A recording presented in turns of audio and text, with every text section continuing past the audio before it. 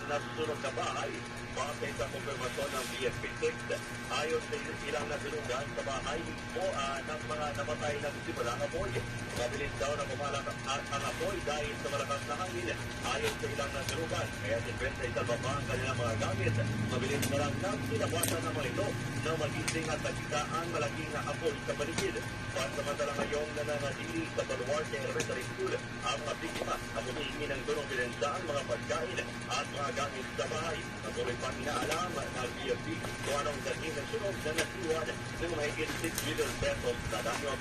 Samantalang Melo, inaalam pa ng otoridad kung posibleng may kinalaman sa sunog at anak ng namatay na nagpantaw na susunugin ang bahay ilang oras bago mangyari ang insidente. Ako si Kim Salinas ng GMA Regional TV1 Western Visayas at GMA Integrated News. Nag-uulap sa Super Radio DCWB. Dapat totoo. Salamat Kim Salinas, GMA Regional TV1 Western Visayas. Samantala, isa patay, apat na sugatan sa karambola naman ay ilang sasakyan sa Mindanilla. Diyan po yan sa Cebu.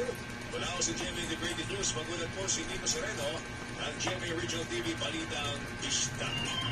Iko, pasok!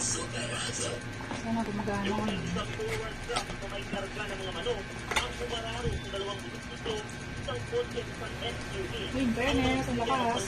Ay papunta sa posisyon ng kaya pala.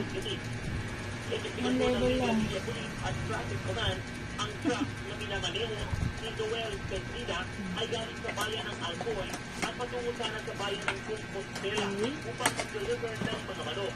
Habang pinabaybay ang kalsada sa barangay Upper Kalakuan in Gladilla, bigla na lang daw pinararo ng truck ang isang motorsiklo na may dalawang sakay. Then on the spot ang rider ng motorsiklo, Edgar Barangan, presidente ng City of Naga, habang sugatan naman ang angkas ito. Sunod naman pinararo ng truck ang kotse na may tatlong sakay na agad tubod sa pinakamalapit sa ospital. Ligtas naman ang sakay ng SUV at upang rider ng motorsiklo.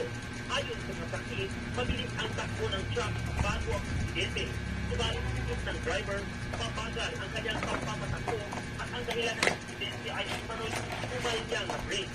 Maharap sa kasong reckless imprudence resulting from homicide with the consideration of damaging to property kay Pedrida. Hinihingi naman ang kapatawaran si Pedrida sa pamilya ni Barangan dahil siraw niya sinusto ang